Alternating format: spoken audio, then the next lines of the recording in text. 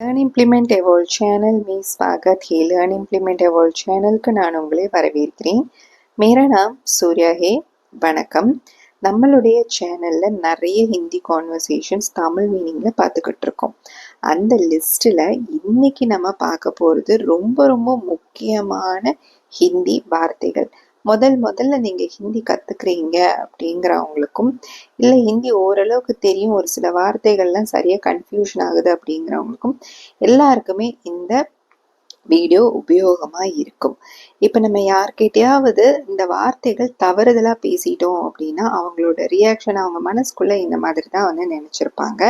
எதனால அப்படின்னா இப்போ ஒரு பெரியவங்களை பார்த்தோ இல்லைன்னா அவங்க கூட வேலை பார்க்குற சீனியர் கொலீக்ஸை பார்த்தோ அவர்கள் அப்படிங்கிறதுக்கு பதிலாக அவன் அந்த மாதிரி எல்லாம் சொல்லிட்டோம், மரியாதை எல்லாம் சொல்லிட்டோம்னா அது வந்து அந்த அளவுக்கு நல்லா இருக்காது இல்லையா? அதனால நான் அந்த வார்த்தைகள் எல்லாமே நான் இதுல ஒரு லிஸ்ட் போட்டு வச்சு கரெக்டாக எக்ஸாம்பிள்ஸோட சொல்லியிருக்கேன். கண்டிப்பாக வீடியோவை ஃபுல்லாக பாருங்கள்.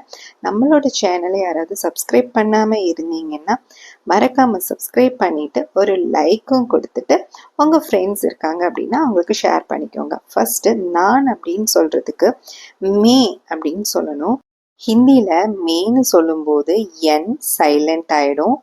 ஸ்பெல்லிங்கில் தான் மேன்னு வரும், ஆனால் நம்ம ப்ரொனவுன்சியேஷன் பண்ணும்போது மே அப்படின்னு ப்ரொனவுன்ஸ் பண்ணணும். அதுக்கான எக்ஸாம்பிள் மே இதர் ஹோ, நான் இங்கே இருக்கேன். மே அந்த என் சைலண்ட் ஆயிடுச்சு. மே மார்க்கெட் ஜா ரஹி ஹே, நான் மார்க்கெட் போகிறேன். நீங்க இந்த வார்த்தை நம்மளை விட ரொம்ப பெரியவங்க இல்லை நம்மளை விட பெரியவங்களா இருந்தாலும் நம்மளோட பாஸ் யாரா இருந்தாலும் இல்லை புதுசா யாரையாவது பார்க்குறோம் அப்படிங்கும்போது மரியாதை கொடுத்து பேசணும் அப்படின்னு நினைக்கும் போது நீங்க அப்படின்னு சொல்லுவோம். இதுக்கு ஹிந்தியில ஆப் அப்படிங்கிற வார்த்தையை வச்சிருக்கிறாங்க. மரியாதை கொடுத்து பேச வேண்டிய இடங்கள்ல எல்லாம் ஆப்புங்கிற வார்த்தையை தான் வந்து நம்ம அதிகமா யூஸ் பண்ணுவோம். ஆப்புன்னு யூஸ் பண்ணும்போது சென்டென்சஸ் எல்லாமே அப்படியே சேஞ்ச் ஆகும். அதோட டீட்டெயில்டு வீடியோ நம்ம சேனல்ல ஏற்கனவே இருக்கு. லிங்க் டிஸ்கிரிப்ஷன்ல இருக்கு, ஐ பட்டன்லையும் கொடுத்துருக்குறேன். வேணுங்கிறவங்க அதையும் செக் பண்ணி பார்த்துக்கலாம். இப்போ எக்ஸாம்பிளுக்கு போயிடலாம். நீங்க எப்படி இருக்கீங்க அப்படின்னா கேசே ஹே அப்படின்னு கேட்கணும். நீங்க எங்க இருக்கீங்க? ஆப் கஹா ஹே. ஹிந்தியில தும் அப்படிங்கிற வார்த்தை ஃப்ரெண்ட்ஸ் கிட்ட இல்லைன்னா நம்மளை விட வயசுல சின்னவங்க கிட்ட யூஸ் பண்றதுக்காகவே இருக்கு. நம்ம நீ யூஸ் பண்ணுவோம் இல்லையா, நம்ம ஃப்ரெண்ட்ஸ் கிட்டேயும் இல்லை வயசுல சின்னவங்க கிட்ட தானே யூஸ் பண்ணுவோம். அதே மாதிரி தான் தும் அப்படிங்கிற வார்த்தையும். தும் அப்படிங்கிற வார்த்தை யூஸ் பண்ணும்போது சென்டென்ஸ் ஃபார்மேஷன்ஸ் கம்ப்ளீட்டாக சேஞ்ச் ஆகும். ஆப்க்கு எப்படி சேஞ்ச் ஆகுதோ அதே மாதிரி தும் யூஸ் பண்ணும்போதும் சேஞ்ச் ஆகும் அப்படிங்கிறத ஞாபகத்தில் வச்சுக்கோங்க. நீ எப்படி இருக்க அப்படின்னு கேட்கும்போது ஃப்ரெண்ட்ஸ் கிட்ட இல்லைன்னா வயசுல சின்னவங்க கிட்ட கேட்கும்போது தும் கேசே ஹோ அப்படின்ட்டு கேட்டா போதும். அப்படின்னா நீ எப்படி இருக்க. தும் வச்சு இன்னொரு உதாரணம் பார்த்தீங்கன்னா நீ எங்க இருக்க அப்படின்னு கேட்கும்போது தும் கஹா ஹோ அப்படின்ட்டு வந்து நம்ம யூஸ் பண்ணிக்கலாம். தும்னா நீ, கஹான்னா எங்க இருக்க, கஹா ஹோ அப்படின்னா எங்க இருக்க, தும் கஹா ஹோ அப்படின்ட்டு வந்து யூஸ் பண்ணலாம். வயசுல சின்னவங்களுக்கு இல்லைன்னா வந்து ஃப்ரெண்ட்ஸ் கிட்ட இந்த மாதிரி டக்குன்னு கேட்கலாம். தும் கஹா ஹோ அப்படின்னு சொல்லி ஒருத்தவங்களை மட்டும் குறிப்பிடுறதுன்னா நான் அப்படின்னு சொல்லுவோம். நான் அப்படின்னு சொல்லும்போது மே அப்படின்னு சொல்லணும்னு சொல்லியிருந்தேன். இப்போ உங்கள் ஃப்ரெண்டையும் சேர்த்தி சொல்கிறீங்க இல்லை ஒருத்தருக்கு மேலே ஒரு 2-3 பேர்த்த சேர்த்தி சொல்கிறீங்க அப்படிங்கும்போது ஹம் அப்படிங்கிற வார்த்தையை நம்ம யூஸ் பண்ணிக்கணும். நாங்கள் அப்படிங்கிறது இதுக்கு இங்கிலீஷில் வி இல்லைன்னா அஸ் ரெண்டுமே வந்து யூஸ் பண்ணிக்கலாம். ஹம் அப்படின்னு சொல்லுவாங்க. நாங்கள் அப்படிங்கிறதுக்கு ஹம் அப்படின்னு சொல்லுவாங்க. நாங்கள் ஃப்ரெண்ட்ஸ் அப்படிங்கும்போது ஹம் தோஸ்த் ஹே அந்த மாதிரி சொல்லலாம். இல்லைன்னா நீங்கள் கொலீக்ஸ், நாங்கள் கொலீக்ஸ் அப்படின்னு சொல்கிற இடத்துலையும் இல்லை நாங்கள் ட்வின்ஸ் அந்த மாதிரி சொல்கிற இடத்துலையும் ஹம் கொலீக்ஸ் ஹே, ஹம் ட்வின்ஸ் ஹே அந்த மாதிரி சொல்லலாம்.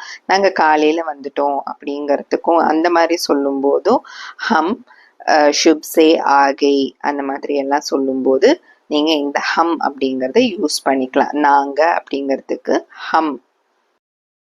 நீங்க எல்லோரும் அப்படின்னு சொல்லும்போது நீங்க எல்லாரும் அப்படின்னு சொல்லும்போது ஆப் லோக் அப்படின்னு சொல்லுவாங்க. நீங்க அப்படிங்கிறதுக்கு ஆப், லோக் அப்படின்னா ஆல் பீப்புள் எல்லா மனிதர்கள் அப்படிங்கிறதுக்கு மீனிங், அதுக்கான வார்த்தை வந்து லோக் ஹிந்தியில. ஸோ அதனால நீங்க எல்லாரும் அப்படின்னு சொல்லும்போது ஆப் லோக் அப்படின்ட்டு சொல்லுவாங்க. நீங்க எல்லாரும் இங்க வாங்க அப்படின்ட்டுலாம் சொல்லுவோம்ல, அதுக்கு ஆப் லோக் யஹா ஆவோ, யஹா ஆவோன்னா இங்க வாங்க அப்படின்ட்டு அர்த்தம். இதே நான் வந்து லோகுன்னு சொன்னா ஆல் பீப்பிள், எல்லா மனிதர்கள் அப்படின்னு சொல்லியிருந்தேன்ல, அந்த இடத்துல சப் அப்படின்னும் சொல்லுவாங்க. ஆப் சப் யஹா ஆவோ அப்படிங்கிறதும் சொல்லுவாங்க. அதுவும் பேச்சு வழக்குல வந்து இருக்கு. இதையும் எக்ஸ்ட்ராவா கொஞ்சம் ஞாபகத்துல வச்சுக்கோங்க. நீங்க எல்லாரும் இங்க வாங்க, இல்ல உங்க வீட்ல ஏதாவது ஃபங்க்ஷன் நடக்குது அப்படிங்கும்போது நிறைய பேர் வந்திருக்கிறாங்க, அவங்க எல்லாரும் சாப்பிட்டீங்களான்னு கேட்கணும்னா நீங்க எல்லாரும் சாப்பிட்டீங்களா அப்படின்னு கேட்போம் இல்லையா, அதுக்கு ஆப் லோக் கானா காயா அப்படின்னு கேட்கலாம். இல்லைன்னா ஆப் சப் கானா காயா அப்படின்னு கேட்கலாம். இந்த மாதிரி ஆப் லோக் உபயோகமா இருக்கும். ஒரு கூட்டத்துல நிறைய பேரை சேர்த்து நம்ம ஏதாவது கேட்குறோம், ஏதாவது சொல்றோம் அப்படின்னா அந்த இடத்துல ஆப் லோக் இல்லைன்னா ஆப் சப். அடுத்தது நாங்க எல்லாரும் அப்படின்னு சொல்றதுக்கு ஹம் லோக். நாங்க அதுக்கு ஹம், லோக் அப்படின்னு எல்லாரும், எல்லா மனிதர்களும், ஆல் பீப்புள், ஒரு பெரிய கூட்டத்தை ரெப்ரசன்ட் பண்றது லோக்.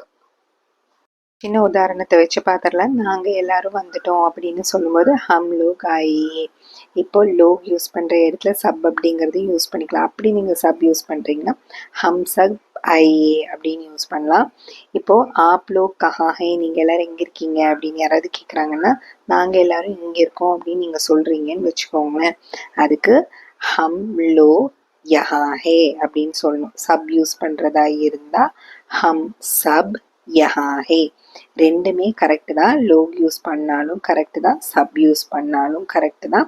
ரெண்டுமே பேச்சு வழக்குல இருக்கு. ரெண்டையுமே நோட் பண்ணி வச்சுக்கோங்க. அடுத்த வார்த்தை பார்த்தீங்கன்னா இவன், இவள், இது. இதுக்கு யஹ் அப்படின்னு சொல்லுவாங்க. பக்கத்துல இருக்கிற ஒரு மனிதன் இல்லைன்னா பொருள், ஆணா இருந்தாலும் சரி பெண்ணா இருந்தாலும் சரி, இல்லைன்னா ஒரு பொருளா இருந்தாலும் அது எல்லாமே சொல்றதுக்கு யஹ் அப்படிங்கிற வார்த்தைய சொல்லுவாங்க.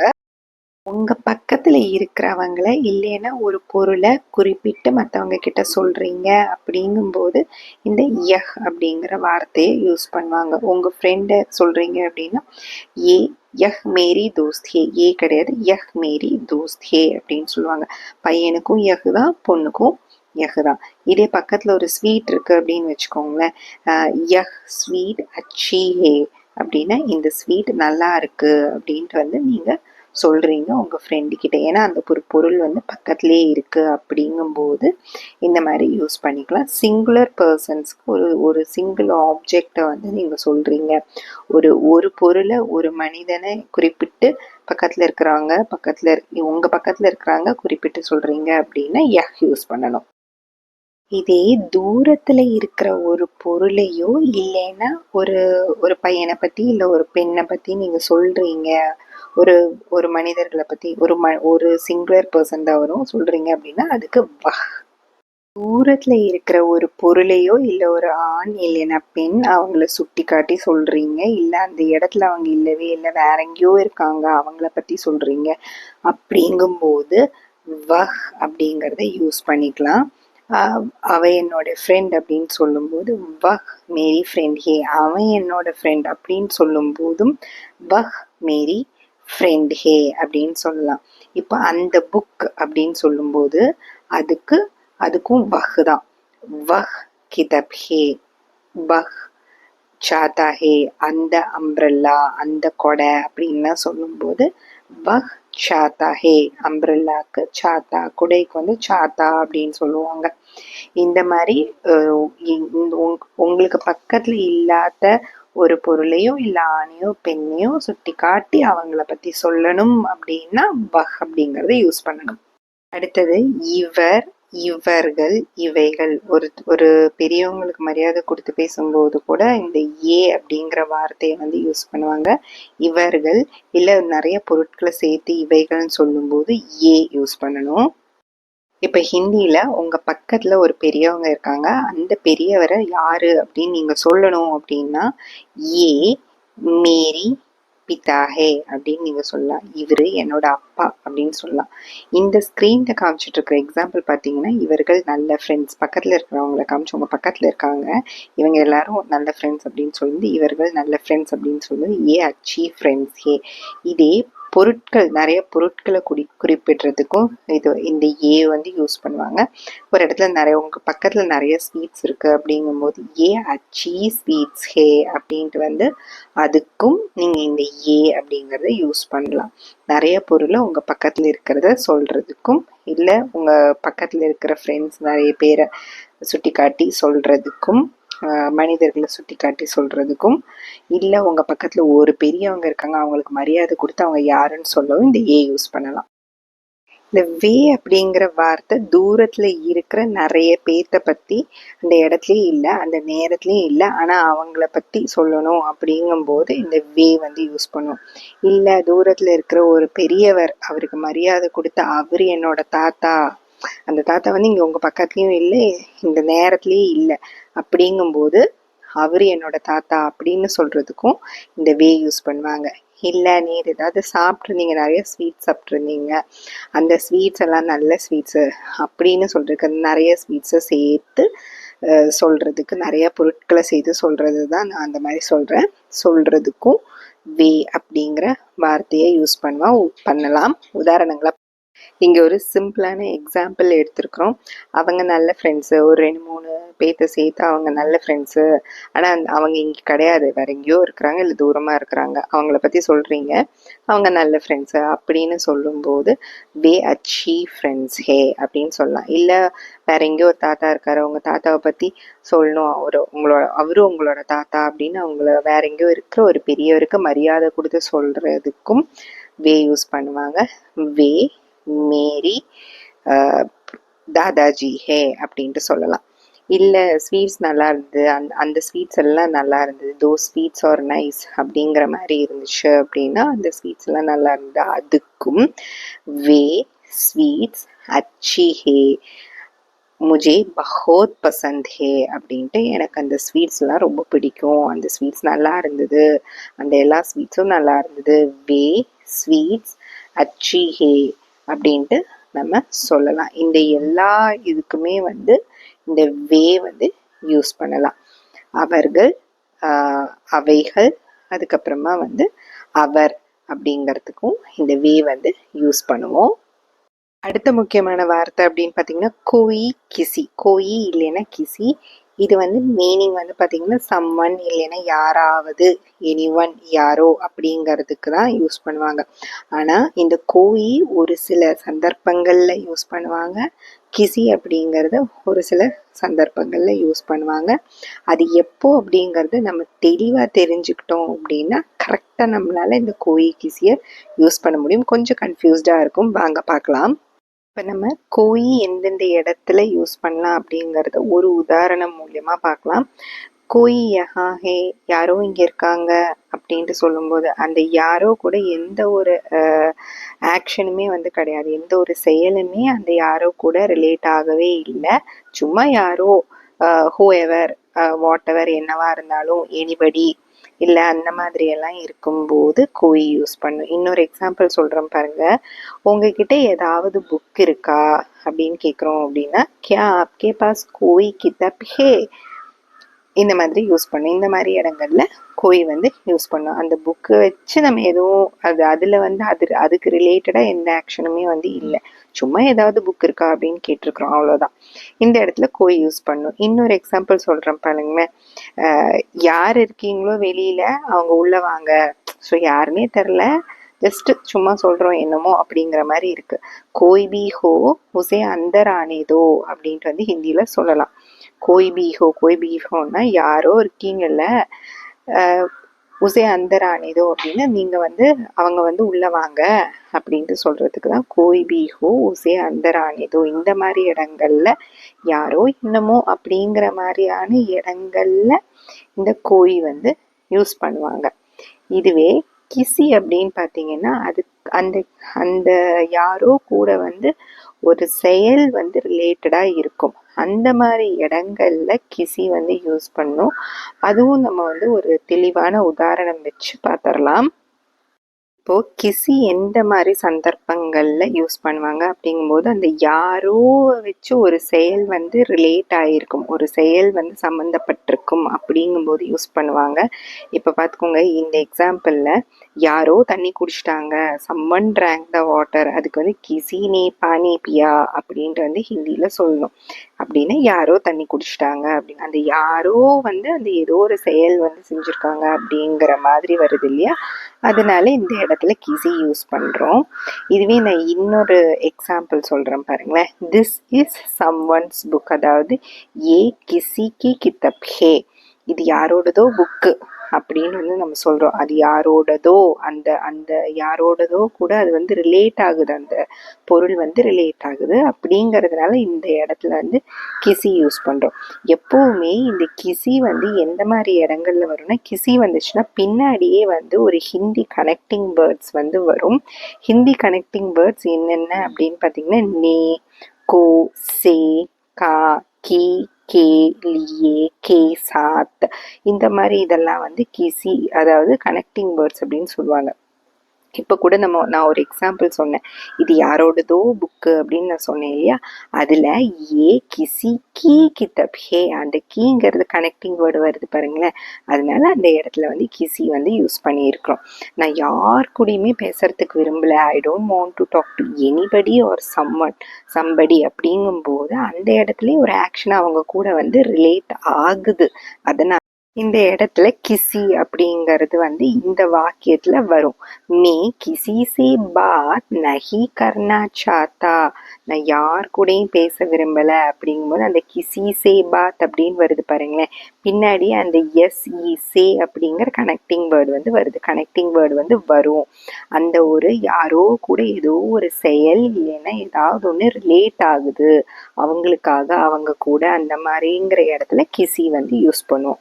இப்போ ஐ லைக் சம்படி, எனக்கு யாரையோ பிடிச்சிருக்கு அப்படிங்கும்போது மே கிசி கோ பசந்த் கர்த்தா ஹோ, கிசி கோ, அந்த கோங்கிற கனெக்டிங் வேர்டு வருது பாருங்களேன். இந்த மாதிரி கனெக்டிங் வேர்டு வர்ற இடத்துல அந்த யாரோ கூட ஒரு செயல் வந்து கனெக்ட் ஆகிருக்கு அப்படிங்கிற இடங்கள்ல கிசி யூஸ் பண்ணுவோம். கோய் அப்படிங்கிறது வந்து யாரோ என்னமோ எப்படியோ அப்படிங்கிற மாதிரி இடங்கள்ல வந்து கோய் யூஸ் பண்ணுவோம். இது வந்து அந்த யாரு கூட ஏதாவது ஒரு செயல் சம்பந்தப்பட்டிருக்கும் போது அந்த ஒரு கனெக்டிங் வேர்டை வச்சு கூடவே வந்து கனெக்டிங் வேர்டு வந்து பின்னாடியே வரும். அந்த மாதிரி இடங்கள்ல கிசி யூஸ் பண்ணுவோம். அவ்வளோதாங்க. ஹர்கோயி ஹர்கிசி அப்படிங்கிறதுக்கும் ரெண்டுக்குமே ஒரே மீனிங் தான். எல்லோரும், எவ்ரி ஒன், எவ்ரிபடி அப்படிங்கிற ஒரே மாதிரி மீனிங் தான் வரும். ஆனால் இதுவும் கோயி கிசி மாதிரியே இந்த ஹர்கோயி ஹர்கிசியும் எந்தெந்த இடங்கள்ல யூஸ் பண்ணணும் அப்படிங்கிறதுக்கு இதில் தான் கொஞ்சம் டிஃப்ரென்ஸ் இருக்கும். கொஞ்சம் ஒரு சின்ன டிஃப்ரென்ஸ் தான் வந்து இருக்கும். என்னன்னு பார்க்கலாம். ஹர்கோயி ஹர்கிசி ரெண்டுக்குமே எல்லோரும் அப்படிங்கிற மீனிங் தான். ஒரு சின்ன டிஃப்ரென்ஸ் எந்த இடத்துல யூஸ் பண்ணுவாங்க அப்படிங்கிறதுல மட்டும்தான் வந்து ஒரு சின்ன டிஃப்ரென்ஸ் இருக்கும். இப்போ இந்த ஹர்கோயி பார்த்தீங்கன்னா எல்லாரும் இங்கே இருக்காங்க அப்படின்ட்டு வந்து சொல்கிறோம். இந்த ஹர்கோயி மோஸ்ட்டாக மனிதர்களை சம்மந்தப்பட்டு எல்லாரும் அப்படின்னு சொல்கிற, எல்லோரும் அப்படின்னு சொல்கிறதுக்கு வந்து இந்த ஹர்கோயி வந்து யூஸ் பண்ணுவோம். எல்லோரும் இங்கே இருக்காங்க, ஹர்கோயி யஹா ஹே அப்படின்ட்டு வந்து சொல்கிறோம். இது இன்னொரு எக்ஸாம்பிள் நான் உங்களுக்கு கொடுக்குறேன் பாருங்களேன். ஹர்கோயி பார்ட்டி மே ஹே அப்படிங்கும்போது எல்லாரும் பார்ட்டியில் இருக்காங்க அப்படின்ட்டு வந்து சொல்கிறோம். ஸோ அந்த எல்லோருக்கும் வந்து ஒரு சின்ன ரிலேஷன் வந்து இருக்கிற மாதிரி இருக்கும். ரொம்ப ஓவர் ஜெனரலாக இருக்காது. ஆனால் ஹர்கிசி ரொம்ப ஜெனரலாக இருக்கும். அது நம்ம பார்க்கலாம்.